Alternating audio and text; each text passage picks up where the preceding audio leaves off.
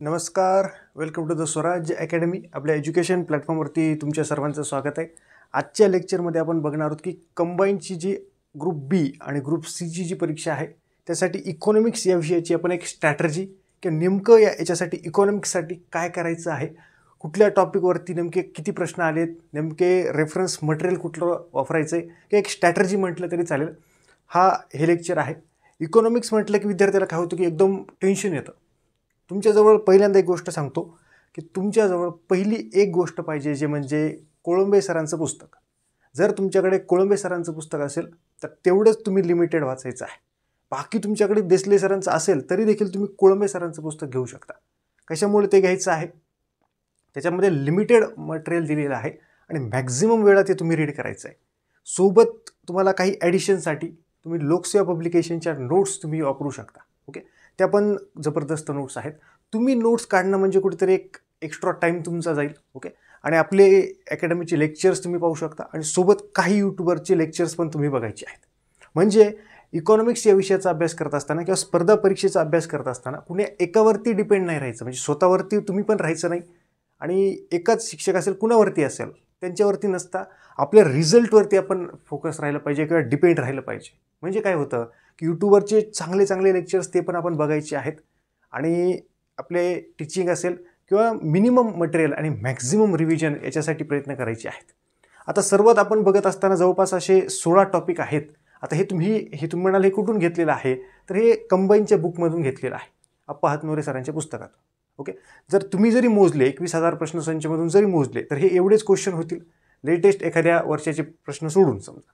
Okay, तर ती गोष्ट महत्त्वाची आहे. आता टॉपिक किती होत आहेत ते तुम्ही आता याच्यावरून एक आयडिया तुम्हाला येऊन जाईल की आपल्याजवळ जे काही पुस्तक आहे, कोळंबे सरांचं पुस्तक असेल किंवा देसले सरांचं असेल किंवा कोळंबे सरांचं थोडंसं लिमिटेड मटेरियल आहे. आता त्याच्या पूर्ण टॉपिक महत्त्वाचे आहेत का? पुस्तक इकॉनॉमिक्सचा अभ्यास करत असताना पूर्ण पुस्तक कामाचं आहे. काय म्हणतोय मी, ही खूप महत्त्वाची गोष्ट आहे की इकॉनॉमिक्सचा अभ्यास करतोय ना आपण, सगळंच महत्त्वाचं आहे. पण कंबाईनसाठी इकॉनॉमिक्सचा अभ्यास लिमिटेड, कंबाईनसाठी राज्यसेवेचा अभ्यास लिमिटेड, राज्यसेवेला वेगळं आहे आणि कंबाईनला वेगळं आहे. थोडंच काहीतरी SDR वगैरे वगैरे काही दारिद्र्य, लोकसंख्या वगैरे काही टॉपिक फक्त कॉमन आहेत, बाकी वेगवेगळं आहे. कंबाईनला वेगळं आहे, राज्यसेवेला वेगळं आहे. मग जर तुम्ही पूर्ण पुस्तक हातात घेत असाल आणि म्हणत असाल की सगळंच वाचतो, मग मात्र अवघड आहे. आता तुम्हाला हे तर आमच्या कंबाईनच्याच बुकमध्ये आहे किंवा तुमच्याजवळ जे नसेल कंबाईनचं बुक तरी तुम्ही घेऊ शकता. म्हणजे तुमच्याकडे कंबाईन करत असताना 2 गोष्टी पाहिजे. एक कंबाईनचं बुक, ओके, ते कुठलं घ्यायचं, अप्पा हातनोरे सरांचं कंबाईनचं बुक, आणि सोबत 21,000 प्रश्नसंच. तो लोकसेवाचाच घेतला तरी बेटर आहे की तुमच्याकडे जुना असेल कुठला पण पब्लिकेशनचा तोच वापरू शकता. कशामुळं मॅक्झिमम जितके प्रश्न तुम्ही बघाल तेवढं तुम्हाला कळत जाईल, अन्यथा कळणारच नाही. तुम्ही जास्त वाचाल तर नाही कळणार, पण जितके जास्त प्रश्न म्हणजे क्वेश्चन जर कराल, म्हणजे आता उदाहरणासाठी सांगतो की आता हा भारतीय अर्थव्यवस्था आहे. आता भारतीय अर्थव्यवस्था कशी आहे, ती मिश्र स्वरूपाची आहे. मग त्याच्यात अर्थव्यवस्थेचे किती प्रकार आहेत? ओके, ती समाजवादी अर्थव्यवस्था, मिश्र अर्थव्यवस्था, ओके, भांडवलशाही अर्थव्यवस्था, बेसिक आहे, स्टेट बोर्डमध्ये पण आहे 11वी 12वीच्या. पण तुम्ही जर समजूनच घेतलं नसेल की अर्थव्यवस्था कशी आहे, मिश्र कशी आहे, मिश्रमध्ये समाजवादी आणि भांडवलशाही असं असतं, भांडवलशाहीचं काय हे होतं, समाजवादी कसं असतं, कुठल्या कुठल्या देशात आहे, विकसित देश कसा, विकसित देश म्हणजे ज्या देशात सगळंच हे झालेलं आहे, म्हणजे बेसिक प्रश्न नाहीच तिथं, बेरोजगारी वगैरे. त्यांचे मोठे मोठे स्वप्न आहेत की चंद्रावर जाऊ, इकडं असं करू तसं करू. आपल्या इथं काही बेसिक अन्न वस्त्र निवारा इथंच आपण अडकलो होतो. तुम्हाला मग आपल्या इकडे पण चंद्र वगैरे जात आहेत. मग आपण कसं आहे ते विकसनशील देश आहोत. भारत असेल, अमेरिका असेल, UK असेल, हे मोठे मोठे देश आहेत. तिकडे बेसिक गोष्टी नाही आहेत, तिकडे बेसिक गोष्टी पूर्ण झालेल्या आहेत.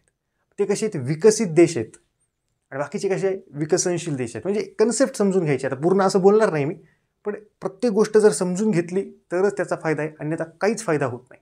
ओके, ही खूप महत्त्वाची गोष्ट आहे. तर हे बेसिक गोष्ट तुम्ही समजून घ्यायची आणि हे 11 प्रश्न आहेत तर ते रीडच करायचे आहेत. सोबत पण 21,000 प्रश्नसंचमधून पूर्ण प्रश्न रीड करून घ्यायचे, कुठल्या या टॉपिकवरचे. म्हणजे असे एक एक टॉपिक आधी आणि एक पहिल्यांदा रीड करणं गरजेचं आहे. ही खूप महत्त्वाची गोष्ट आहे. म्हणजे क्वेश्चन केल्याशिवाय व्हिडिओ बघणं पण तेवढं इफेक्टिव्ह राहत नाही, हे मी स्पष्ट बोलतो. ओके, कशामुळं, कारण की व्हिडिओ बघत असताना कुणाचंही असेल, यूट्यूबवरचे पण आपण काही व्हिडिओ बघत असू, आपण काय करतो की ते फक्त बघतो. पण जेव्हा आपण क्वेश्चन वाचलेला असतो, समजा भारतीय अर्थव्यवस्थेवरती प्रश्न वाचलेत, तुम्हाला कळालं आहे मिश्र अर्थव्यवस्था की अर्थव्यवस्थेच्या प्रकारावरतीच प्रश्न आहे, तुम्हाला लगेच क्लिक होईल की अरे हां, मिश्र अर्थव्यवस्थेवरती प्रश्न आहे, अरे समजवादी अर्थव्यवस्थेवरती प्रश्न आहे, अरे भांडवलशाही अर्थव्यवस्थेवरती प्रश्न आहे. आणि जेव्हा प्रश्न असतो का तेव्हा गरज निर्माण होते. जेव्हा गरज निर्माण होते का अभ्यासात आवड निर्माण होते, आणि जेव्हा आवड निर्माण होते तेव्हा मार्क वाढतात, आणि मार्क वाढले की पोस्ट मिळत असते. त्याच्यामुळे पहिली गरज निर्माण करायची आहे.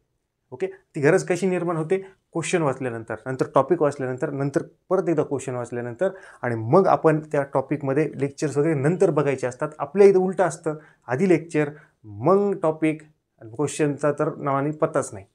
हे असं कधीच करायचं नाही. ओके, हे खूप जणांना पटणार नाही, पण वर्ष 1.5 वर्ष झाल्यानंतर तुम्हाला पटेल की नाही सांगितलं होतं पण झालं ते झालं. ओके, तर ती महत्त्वाची गोष्ट आहे. नंतर राष्ट्रीय उत्पन्न ते कसं कॅल्क्युलेट करतात, त्याच्यामध्ये काय आहे, काय काय मोजतात, किंवा कुठल्या मेथड्स आहेत, त्याच्यावरती प्रश्न विचारलेले आहेत. आजपर्यंत 14 प्रश्न विचारलेत, पण ते कंबाईनला विचारलेत. बाकीचे एक्झामला विचारलेले आहेत, ते पण बघायचे. मग राज्यसेवा वेल्सला वगैरे थोडंसं डीपली विचारलेलं आहे, मग ते फक्त वाचून घ्यायचं. थोडेसे अवघड काही गोष्टी आल्या, बरेच प्रश्न असे असतात की ते फक्त एकदा रीड करायचे असतात, त्या पॅटर्नमध्ये पण असतं. ओके, ते असेल. आता हे HDR जे आहे, मानव विकास अहवाल, आता हे राज्यसेवेला पण विचारलं जातं. ओके, हे राज्यसेवेला पण आहे, त्याच्या लेटेस्ट रिपोर्ट वगैरे ही मग आता करंटमध्ये पण बघायचे. मग हे पण कळलं पाहिजे की HDR रिपोर्ट लेटेस्टमध्ये आलेत का, मग काय असतं ते HDR रिपोर्ट, कोण पब्लिश करतं, काय आहे, याच्यावरती कसे प्रश्न आलेत, बस असं अशा रीतीत आहे. म्हणजे कुठं करंट बघायचं हे पण कळलं पाहिजे, नुसती आकडेवारी कुठं वाचायची ते पण कळलं पाहिजे. ओके, आता हे आर्थिक नियोजन आहे. ओके, ते कसं आहे की पंचवार्षिक योजना आहेत. ओके, आता पहिले पंचवार्षिक योजना व्हायच्या, 12 पंचवार्षिक योजना आहेत, 12वी अर्धवटच राहिली. मग मोदी सरकारने पहिले नियोजन आयोग होता, हे पंचवार्षिक योजनेचं नियोजन करायचं. आता त्यांनी नाव बदलून त्याचं नीती आयोग केलं. मग नीती आयोगाच्या लॉंग फॉर्मवरतीच प्रश्न आहे. ओके, तर नीती आयोगाच्या लॉंग फॉर्ममध्ये काय चुकवलं आहे, कशा रीतीनं तो लॉंग फॉर्म विचारला आहे, किंवा नेमकं कशामुळे बंद झाले, आता काय करतायत ते 5-5 वर्षाच्या. मग 1952, 57 ते 62 असं 5-5 वर्षाच्या मध्ये मग काही गॅप आहे काही योजनेला. त्या योजनेत कुठल्या योजना सुरू झाल्या, गरिबी हटाव वगैरे काय आहे, पहिल्या योजनेत काय काय टार्गेट होतं, पहिले आपला देश कसा होता 1952 ते 57मध्ये, ते इंटरेस्टिंग पद्धतीने आहे. जे पण ते इंटरेस्ट निर्माण करत नाहीत. आणि पंचवार्षिक योजनासारखी योजना 8 दिवसाला एक जरी वाचली तरी परीक्षेपर्यंत 100% होऊन जाईल. ओके, याच्यामध्ये 12वी आणि 11वी जी आहे याच्यावरती राज्यसेवेत तर खूप वेळा प्रश्न विचारला आहे, त्याचं उद्दिष्ट काय, 11वी आणि 12वीमध्ये खूप वेळा रिपीट प्रश्न झालेत. पण आपण जोपर्यंत प्रश्न बघत नाहीत, पहिल्या योजनेत काय, चौथ्या योजनेत काय, एक एक योजना करायची. आपल्याला काय असतं की सगळं टॉपिक एकाच दिवशी नाही, याच्यावरती 45 प्रश्न आलेत, तुम्ही बघू शकता इथं मॅक्सिमम प्रश्न याच्यावरती आहेत. आणि जे आहे का आजपर्यंत हे 45 प्रश्न आणि इतर जे 21,000 मधून तेवढे प्रश्न आणि कोळंबे सरांचं पुस्तक, आणि ते पूर्ण झाल्यानंतर ॲडिशनला दुसरं, तर ही खूप महत्त्वाची गोष्ट आहे. एक मटेरियल, लिमिटेड मटेरियल मॅक्झिमम वेळा वाचलं तर त्या गोष्टी लक्षात राहतात. ओके, पुढे काय, काही योजना असतात, काही धोरणं, कार्यक्रम आणि समित्यांच्या बाबतीमध्ये वेगवेगळ्या गोष्टी त्याच्यामध्ये दिलेल्या असतात. ओके, दारिद्र्य असेल की ह्या सगळ्या गोष्टींच्या बाबतीत काही धोरण ठरलेले असतील, कार्यक्रम असेल, काही योजना असतील, तर त्या पण त्याच्यामध्ये आहेत. ओके, तर त्याच्यावरती जवळपास असे 25 प्रश्न आहेत. ओके, तुम्ही हे कंबाईनच्या बुकमधून तुम्ही डिटेल पद्धतीने बघू शकता. म्हणजे तिथं कसं की ते रिव्हिजनला तुम्ही वापरू शकता आणि नोट्स काढण्याची गरज पडणार नाही, ही महत्त्वाची गोष्ट आहे. ओके, त्याच्यानंतर दारिद्र्य आणि बेरोजगारी, म्हणजे इथे कंबाईनला पण आणि राज्यसेवेला पण काही प्रमाणात प्रश्न आहेत. ओके, राज्यसेवेला एवढ्या प्रमाणात नाही आहेत, पण काही प्रमाणात योजनेच्या बाबतीमध्ये आहेत.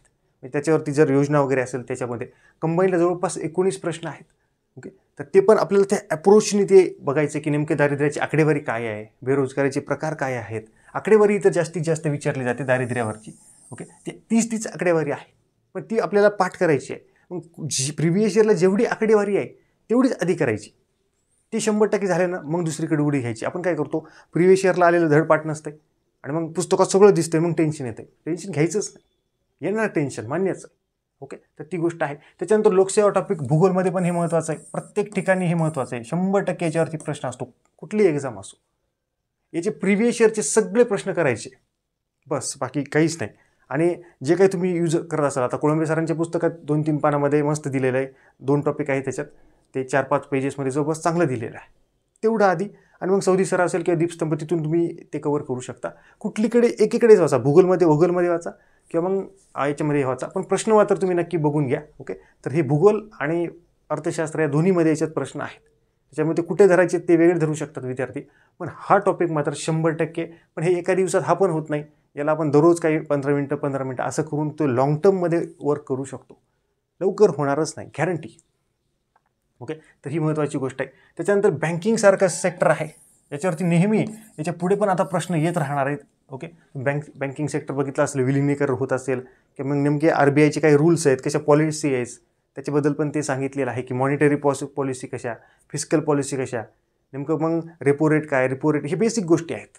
पण अजून थोडंसं डीपमध्ये पण ते प्रश्न विचारत आहेत. मग प्रिव्हियस इयरचे जर प्रश्न बघितले नाही कुठल्याही टॉपिकचे, त्याच्याशिवाय मजाच नाही त्याच्यामध्ये. ओके, ते आहे. आता भारताचा परकीय व्यापार, त्याच्याबद्दल पण 21 प्रश्न आहेत. व्यापार तोल, व्यवहार तोल, ओके, नेमकी काय भानगड आहे, त्याच्यावरती 10 प्रश्न आलेत. म्हणजे जास्त प्रश्न आले ते टॉपिक आपल्याला करायचेच आहेत. ज्यांच्यावरती कमी प्रश्न आलेत ते पण आपल्याला बघणं गरजेचं आहे, त्याच्याशिवाय पण काही गोष्टी होत नसतात. ओके, ती गोष्ट आहे. त्याच्यानंतर सार्वजनिक वित्तासारखी गोष्ट आहे, त्याच्यावरती नेहमी 100% प्रश्न असतो म्हणजे असतोच. ओके, ती गोष्ट आहे. त्याच्यानंतर जर बघितलं कृषी असेल, कृषी क्षेत्र असेल, उद्योग क्षेत्र असेल किंवा सेवा क्षेत्र, याच्यावरती पण प्रश्न विचारले गेलेले आहेत. ते कशा रीतीनं जर प्रश्न बघितले तर आपल्याला कळतं की 29 प्रश्न बघितल्यानंतर कळतं की अरे हां, या टॉपिकमधून आपल्याला घ्यायचं आहे काय, की कशा रीतीनं आपल्याला अभ्यास करायचा. ओके, ती गोष्ट आहे. त्याच्यानंतर आर्थिक सुधारणा, कशा पद्धतीनं आर्थिक सुधारणा झाल्या, काय गरज होती ती आर्थिक सुधारणाची वगैरे वगैरे, त्याच्या हिस्ट्रीमध्ये पण प्रश्न विचारला जातो. आणि लेटेस्ट पद्धतीनं नेमकं म्हणजे कशा रीतीनं ते घडले, आर्थिक सुधारणाची गरज काय सध्या होती, LPG धोरण वगैरे वगैरे काय, त्याच्याबद्दल पण विचारलं जातं. एक एक कन्सेप्ट आपल्याला समजून जायची आहे. ओके, ती गोष्ट आहे. त्याच्यानंतर पायाभूत सुविधा, याच्यावरती फक्त 2 प्रश्न विचारलेले गेले आहेत. हे फक्त आता कोळंबे सरांच्या पुस्तकातून तुम्ही चांगल्या रीतीनं रीड करून घेऊ शकता. एकदा रीड केलं आणि 2 जर प्रश्न बघितले आणि याच्यावरती जर प्रिव्हियस इयरचे ऑल बाकीचे जे PYQ जर बघितले, ऑल PYQ, तरी हा चॅप्टर चांगल्या रीतीने कव्हर होतो. ओके, म्हणजे काही गोष्टी असतात त्या एकदा रीड करून जुने प्रश्न बघण्याची गरज असते. आपल्याला खरं टेन्शन कसं आहे की 16 टॉपिक जवळपास आहेत. ओके, हा करंटचा सोडला, आता हे 2च प्रश्न आहेत. याच्यावरती आंतरराष्ट्रीय वित्तीय संघटना जी आहेत, एक संघटना याच्यातली घ्यायची, एक घ्यायची, आज एक, उद्या एक, परवा एक, तर त्या पद्धतीने ती घ्यायची. आपण काय करतो, एका दिवशी सगळं वाचायला जातो आणि सगळं विसरून जातो. ही अत्यंत महत्त्वाची गोष्ट आहे की विसरायचं काही नाही, तर टेन्शन नाही घ्यायचं. वेगवेगळ्या संघटनाचं कार्य काय आहे, त्यांनी एखादा अहवाल हे केला आहे का, त्याच्यावरती करंटमध्ये प्रश्न आहे का, ते पण आपल्याला बघायचं आहे. ओके, करंटमध्ये खूप अहवाल असतात हो, पण प्रश्न बघितले तर आपल्याला ते बघण्याची गरज आहे. ओके, त्याच्यानंतर करंट लिंकेज जर बघितले, आता याच्यावरती एकच प्रश्न आहे, करंट लिंकच्या रिलेटेड प्रश्न आहे. ओके, बाकी बजेट वगैरे याच्यात येतच असतं की आता करंटमधला पार्ट झाला तो बजेट असतील. ओके, बजेट असेल किंवा करंटमध्ये करंटच्या लिंकेज काही प्रश्न असतात ते पण आहेत. ओके, त्याचं मी एक फोल्डरच बनवून टाकतो याच्यामध्ये आणि त्याच्यात काही करंटचे जे काही प्रश्न आहेत ते मी तुम्हाला त्याच्यामध्ये टाकून देतो. त्याच्यामध्ये तुम्हाला कळेल की जास्तीत जास्त कशा रीतीनं प्रश्न विचारले जातात. ओके, तर ही खूप महत्त्वाची गोष्ट आहे की नेमका ॲप्रोच काय असला पाहिजे. ओके, विदाऊट ॲप्रोच आपण सुरुवात केली अभ्यासाला आणि वाचायला सुरुवात केली, क्वेश्चन नाही वाचले, काही नाही, तर थोडंसं अवघड होतं कार्यक्रम. ओके, तर ही एक महत्त्वाची गोष्ट आहे. तर हे जवळपास 16-17 टॉपिक जे आहेत आपण आता एक इंट्रोडक्शन बघितलेलं आहे. याच्यानंतर जे काही आपण लेक्चर्स आपल्या ॲप्लिकेशनमध्ये टाकले जातील ते तुम्ही बघायचे आहेत. पण पहिल्यांदा काय करायचं आहे की जोपर्यंत तुम्ही प्रिव्हियस इयरचे प्रश्न बघत नाहीत त्याच्याशिवाय तुम्ही वाचायला सुरुवात करायची नाही. ही खूप अत्यंत महत्त्वाची गोष्ट आहे. ओके, तर परत आपण लवकरच पुढच्या लेक्चरमध्ये भेटूयात. तोपर्यंत थँक्यू व्हेरी मच. थँक्यू, धन्यवाद.